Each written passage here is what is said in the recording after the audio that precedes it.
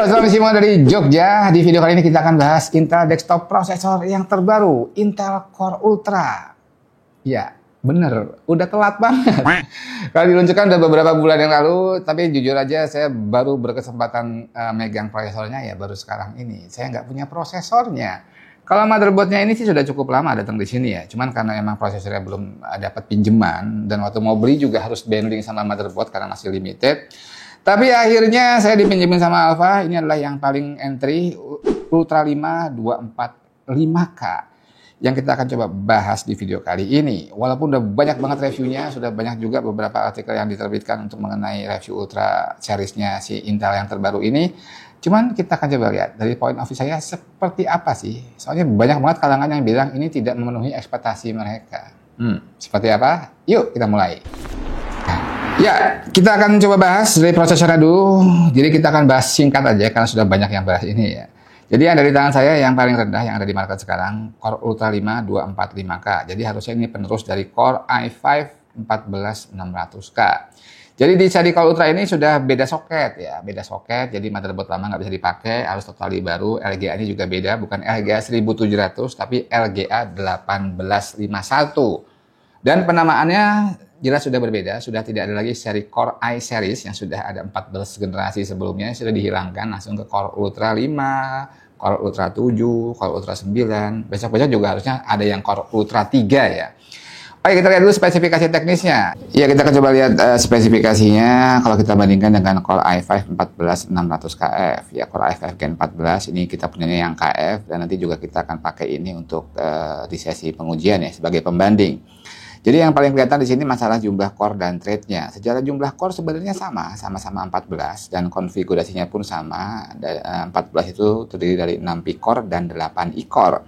Cuman yang di Core i5 ini P-core-nya kan dual thread. Jadi secara thread yang Core i5 itu lebih banyak. Jadi yang Core i5-nya ini 20 thread sedangkan yang Core Ultra itu tetap 14 thread.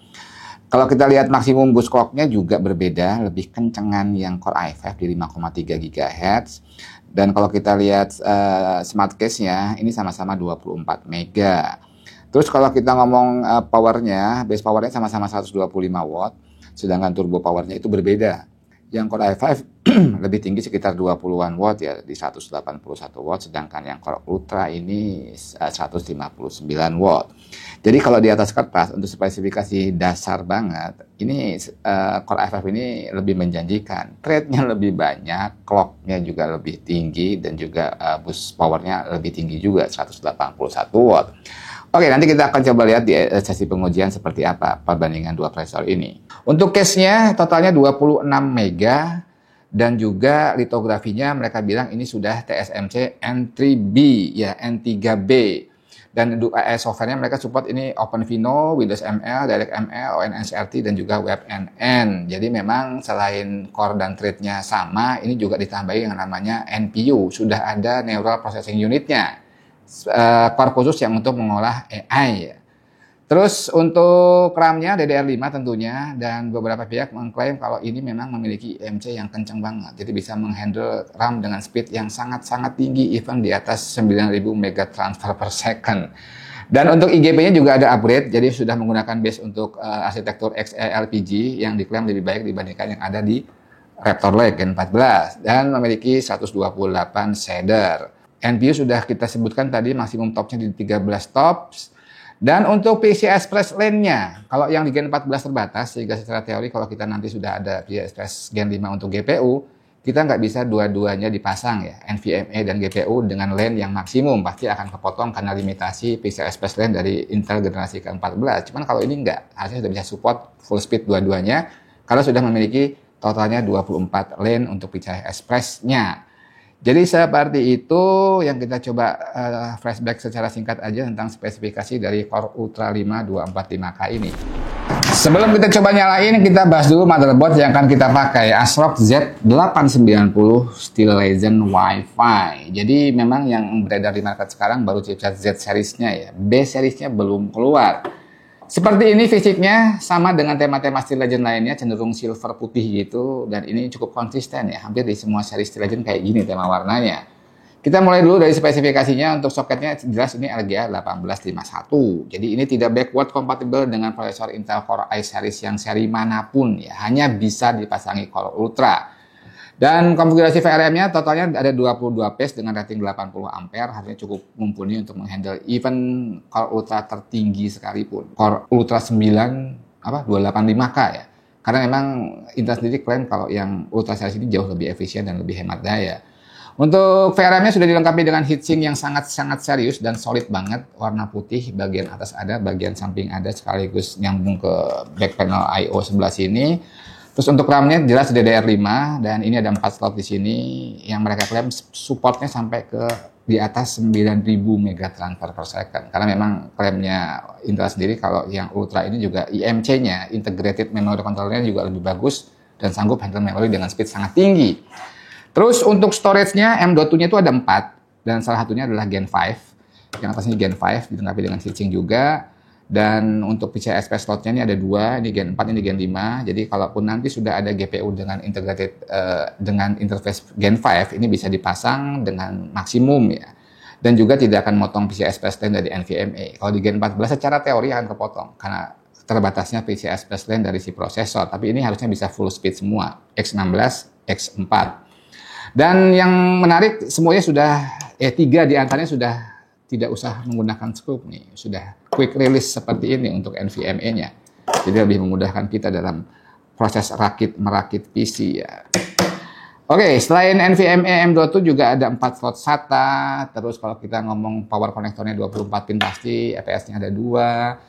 Terus kalau kita ngomong connectivity, ini sudah ada Wi-Fi 7-nya, standar tertingginya juga, 2.5 gigabit LAN juga sudah ada, dan juga ada 2 buah Thunderbolt port di bagian belakang sini. Terus display output-nya ada 1 HDMI dan juga tentu bisa lewat Thunderbolt untuk dikonekkan dengan display port ya. Terus untuk konektor header bagian depan USB Type-C tentu ada, USB 3 tentu ada, RGB header juga ada beberapa konektor seperti untuk thermistor konektor ya. Jadi untuk nambahin beberapa titik yang akan kita ingin ukur temperaturnya. Itu aja mungkin yang kita bahas dari motherboard ASRock ini. Ini harusnya kelas menengah ya. Di antara Phantom Gaming sama Taichi, si Legend. Oke. Kita akan pasang prosesornya, kita akan nyalain, dan kita akan obrolin habis ini. Kita akan coba habis ini, kita pasang dulu prosesornya. Jadi salah satu yang di-highlight oleh Intel adalah ini efisien. Lebih efisien dibandingkan Intel generasi ke-14, Raptor Lake. Efisien itu artinya apa sih? Dayanya lebih rendah, dan juga suhunya lebih dingin. Konsekuensinya kan gitu, konsekuensi logisnya.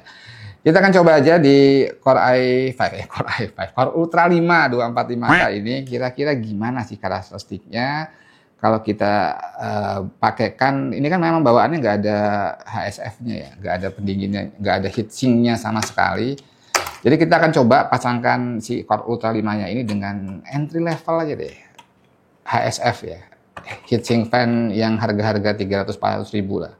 Harusnya sih kalau klaimnya benar nggak masalah, ya bisa tetap berjalan optimal. Soalnya kalau saya bandingkan dengan Core i5 14600K, iya kalau kita mau jalan optimal sih tetap harus pakai heatsink yang benar-benar proper ya, dual tower lah. Atau ya memang kalau disarankan bisa pakai I/O water cooling. Cuman harusnya kalau ini emang klaimnya lebih efisien dan lebih dingin, dengan entry level HSF juga harusnya cukup ya. Tadi saya sudah punya, saya ambilin dulu deh. Ini mungkin kita akan coba pakai ini. Ini IOTA yang single tower gini. Ini harganya mungkin sekitar 400 ya. Kira-kira sanggup nggak ya untuk handle Core Ultra 5 245K? Kita akan pasang, kita akan coba beberapa aplikasi benchmark, kita akan coba monitoring suhunya, clock-nya, skornya, dan kita juga ingin coba IGP-nya. Saya penasaran IGP-nya katanya lebih baik. Sebaik apa sih IGP-nya? Yuk kita mulai. Udah kita pasang heatsink dari Osiris A40 kalau nggak salah. Dan ternyata harganya nggak nyampe 400 ya, 360 ribuan. Ya. Murah banget loh. Ada LCD display-nya, colok USB sebelah sini. Sudah kita pasang juga RAM-nya. Ini dari T-Force Extreme. Ini ratingnya 8000 MB per second. Dan kita akan coba habis ini kira-kira gimana sih Core Ultra 5 ini performanya. Dan sebagai perbandingan kita menggunakan kakak kandungnya langsung. Intel Core i5 Gen 14 14600KF Dengan motherboard dari chipset Z juga, Z790, sama-sama dari ASRock, cuma tipenya berbeda. Nanti semua kita akan swap ya, jadi kita akan tetap menggunakan HSF yang ini, RAM yang ini juga, dan kita akan coba bandingkan apabila secara komponen lainnya sama, seperti apa hasilnya. Untuk testbed lengkapnya kita akan lampirkan nanti. Jadi HSF-nya ini RAM-nya T-Force Extreme, SSD ADATA, pakai dedicated GPU nanti dari RTX 4060 GB. Terus ini nih, Kio ya. Kita akan pakai Kio ini, jadi ini sekarang jadi standar benchmark kita karena game-game Steam saya, Epic Game saya ini ada di sini semua. Jadi kan game-game sana gede-gede banget ya. Karena saya sering banget gonta-ganti sistem untuk benchmark, jadi menurut saya Kio ini sangat-sangat membantu. Saya tinggal punya 2 SSD untuk sistem Intel dan AMD, dan untuk semua aplikasi benchmark ada di sini nih. Jadi kalaupun kita harus install ulang, SSD-nya kita install ulang, kita nggak usah repot-repot lagi download aplikasi untuk benchmark, terutama games yang gede-gede banget. Dan ini kita nggak colok aja di USB terkencang yang ada di sistem kita, nggak perlu yang 20 Gbps nggak masalah ya, 10 Gbps ataupun mungkin yang USB 3.2 sudah cukup. Secara teori speednya sudah mendekati, kalau yang di 3.2 ya sudah mendekati SSD SATA, dan dari pengalaman saya beberapa bulan ini cukup reliable, suhunya masih cukup aman dan stabil dan juga kenceng ya, dan sangat memudahkan dalam proses gonta-ganti hardware seperti yang sering saya lakukan. Oke, kita coba bandingkan kira-kira gimana, apakah sama seperti yang lain, katanya gini, katanya gitu. Daripada katanya, yuk kita coba langsung. Ya, jadi sudah kita coba. Jadi saya cerita dulu, tadi setting BIOSnya saya lupa belum ngomong. Jadi kita hanya ngeload auto semua, default. Terus profilnya, jadi di ASRock itu ada 3 profile. Ada yang Intel Baseline, ada yang Intel Default, dan juga ada yang ASRock Performance. Nah, kita pakai yang tengah-tengah, yang Intel Default ya. Harusnya ini lebih tinggi sedikit dibandingkan Intel Baseline. Jadi untuk RAM-nya, untuk yang Core Ultra bisa kita load XMP-nya. Jadi kita jalan di 8000 megatransfer per second. Tapi ternyata ketika saya pasang di Z790 ini nggak jalan ketika saya load XMP-nya. Jadi terpaksa kita turunin ke 7200 megatransfer per second. Walaupun menurut saya itu tidak berpengaruh banyak sih pada hasil benchmark. Cuman saya declare di awal bahwa RAM-nya di sini berjalan di speed yang berbeda, walaupun sama-sama tinggi ya, 7200 dan 8000. Oke, untuk pertama kita lihat di Cinebench R23. Di sini kelihatan kalau secara konsisten si Core Ultra ini lebih unggul. 24.000 gede ya, jadi sekitar 25.000 poin, sedangkan Core i5-nya cuma sekitar 22.800 ya, hampir 23.000. Selanjutnya Cinebench 2024 ini juga kelihatan cukup beda, yang Core Ultra lebih tinggi, hampir 1.500 poin, sedangkan yang Core i5-nya di 1.325 poin. Berikutnya render, kita pakai Blender untuk ngerender scene car BMW 27 dengan CPU, jadi CPU render.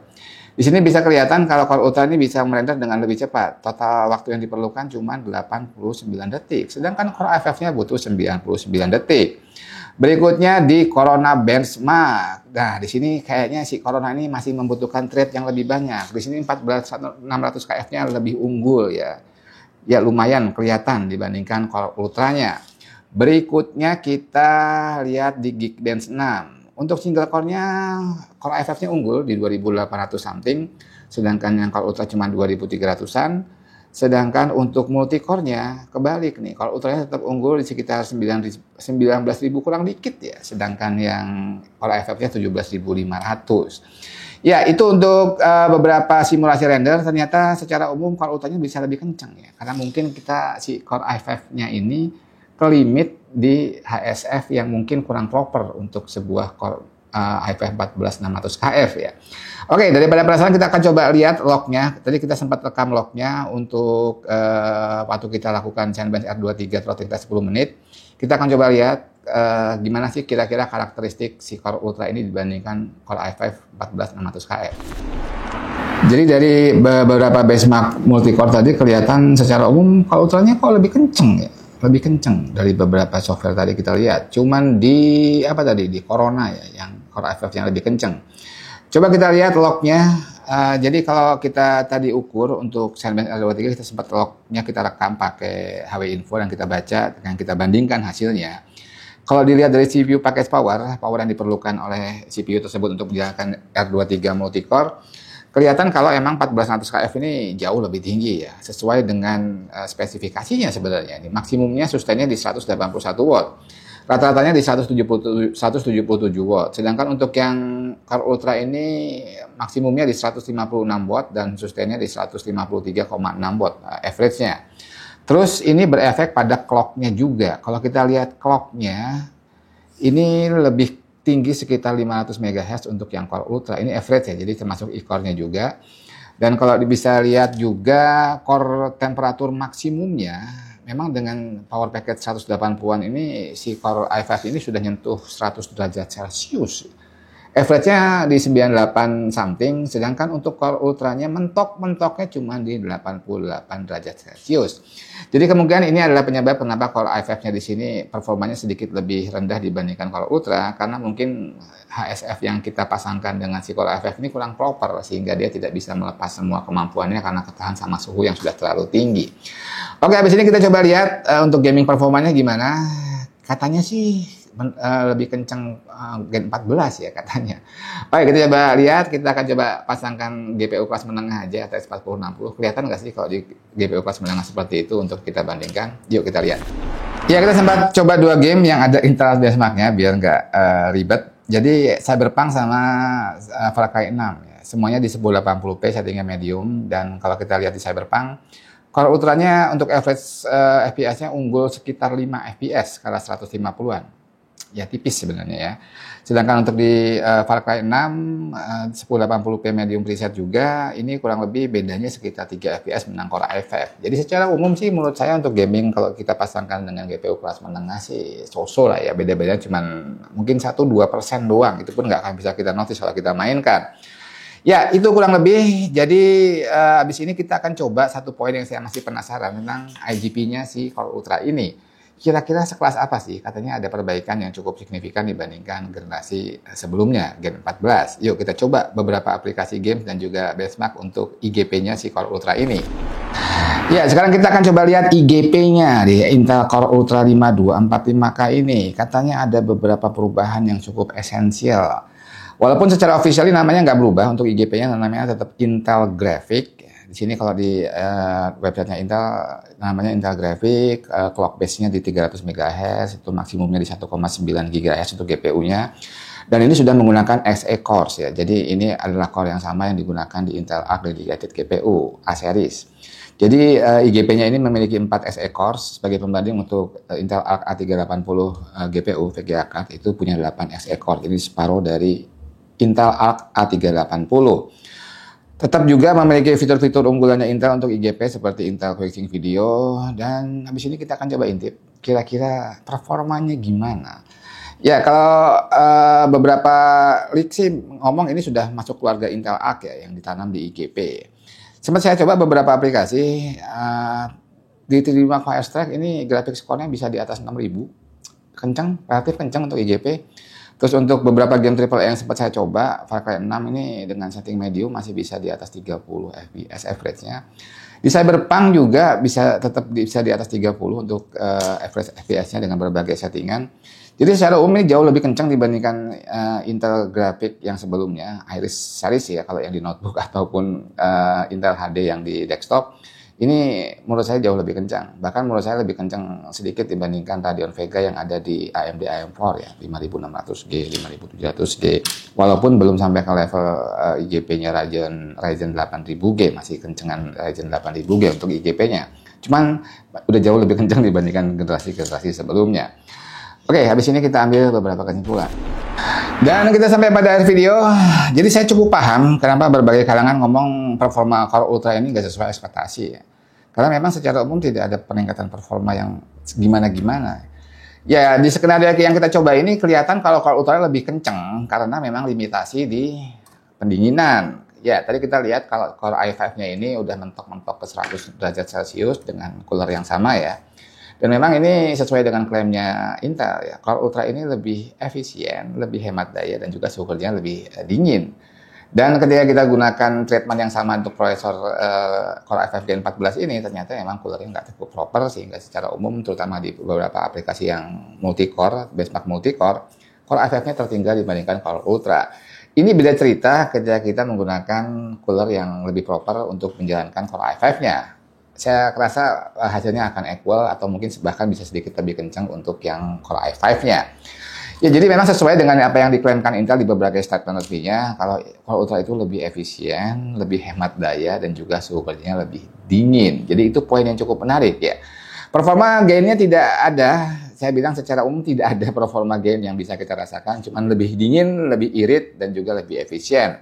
Terus poin menarik lainnya dari memory controller, kalau Ultra ini memiliki memory controller yang lebih baik. Jadi salah satu buktinya tadi kita bisa jalankan City Force ini di profilnya 8000 MHz/s. Sedangkan kita coba di sistem Core i5-nya ini nggak bisa, harus diturunin di 7000 something tadi baru bisa jalan stabil. Ya, jadi memang secara IMC ini lebih baik ya. Jadi poin positifnya itu. Terus yang berikutnya masalah iGPU-nya. Jadi secara umum iGPU-nya ini jauh lebih kencang dibandingkan generasi Intel IGP sebelumnya. Tadi saya juga bilang ini sedikit lebih baik bahkan dibandingkan Radeon Vega yang ada di AM4 AMD Ryzen ya, 5000G series lah ya. Ya, itu poin-poin yang mungkin menarik dari Core Ultra ini. Terus habis ini kita coba lihat dari point of view harganya kira-kira gimana. Ya, sekarang kita coba lihat dari sisi harga ya. Kalau sehari ini pada video ini diupload, saya coba lihat-lihat harganya. Yang Core Ultra 5 ini di angka sekitar 5 jutaan. Sedangkan yang Core i5 14600K yang bukan KF ya. Ini kan kita pakai yang KF ya. Kita coba apple to apple dengan yang ada IGP-nya. Itu sekitar 4 jutaan. Ya, roughly kita ngomong perbedaannya 1 juta rupiah untuk harga prosesornya. Terus untuk motherboardnya sendiri, memang kalau kita ngomong sekarang untuk 1851, untuk Core Ultra itu belum ada seri B-nya ataupun seri H-nya, semua masih seri Z ya, dan itu memang segmentasinya yang paling tinggi, dan memang akhirnya juga tidak ada yang terlalu murah. Tapi kalau kita coba bandingkan apple to apple, kita coba ngebuild pakai Core i5 dan juga Core Ultra, kira-kira gimana kalau kita menggunakan motherboard yang kurang lebih sama ya. Sebagai contoh kita ambil yang dari ASRock Steel Legend nih ya, yang Z890 ini itu harganya sekitar 5 juta ya, kalau di marketplace 4999 something lah. Tapi ternyata untuk yang Z790 yang Steel Legend juga, ya sama-sama ASRock dan sama-sama Steel Legend, itu harganya juga sama, sekitar 499 something. Jadi harganya kurang lebih sama, cuman menurut saya ini cukup worth it beralih ke Ultra karena memang untuk motherboardnya sendiri kalau kita ngomong dari ASRock ya, Z890 ini sudah dilengkapi beberapa poin yang tidak ada di Z790. Thunderbolt-nya ada 2, Thunderbolt 4 ya, TB4. Sedangkan di Z790 itu nggak ada. Dan kalaupun kita mau add-on Thunderbolt itu juga harganya nggak bisa murah, bisa hampir 2 juta. Jadi menurut saya dengan harga yang sama, Z890 ini memiliki beberapa fitur unggul dibandingkan Z790. Dan salah satu tadi yang kita coba bareng, bukan murni melulu karena IMC-nya Ultra itu lebih bagus, karena memang board ini juga sudah klaim kalau ini bisa jalan RAM di atas 9000.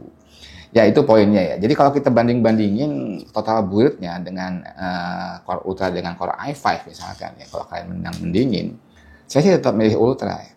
Karena memang kalau kita pun ngomong harganya hanya beda 1 juta di prosesor doang, itu pun kalau kita lihat tadi kita nggak bisa jalankan si Core i5-nya dengan optimal dengan HSF yang levelnya ini harus yang lebih proper dan ujung-ujungnya lebih mahal. Ya mungkin jadinya perbedaannya nggak nyampe 1 juta ya. Perbedaannya mungkin bisa sekitar 500.000 doang. Karena untuk mencari HSF yang proper juga untuk bisa menjalankan si Core i5-nya ini juga pasti harganya lebih mahal. Itu poin of view saya. Jadi menurut saya dari point of view tertentu Core Ultra ini masih cukup worth it ya. Apalagi kalau kalian memang masih sangat ingin pakai Intel platform ya. Ultra ini masih punya beberapa keunggulan yang memang tidak terbantahkan. Memang tidak ada gain performa yang bisa terlalu gimana-gimana dibandingkan Gen 14. Cuman harus kita cari rubah nih point of view-nya. Lebih irit, lebih hemat, dan itu juga berefek pada hal-hal lainnya. Suhu kerja lebih dingin dan juga harusnya lebih stabil karena memang suhu kerjanya lebih dingin. Itu pendapat saya. Gimana pendapat kalian? Monggo tulis di kolom komentar. Gitu aja sharing kita tentang Core Ultra. Ini konten pertama kita tentang Core Ultra. Semoga bisa menginspirasi, semoga bermanfaat. Sampai jumpa di video berikutnya. Salam istimewa dari Jogja.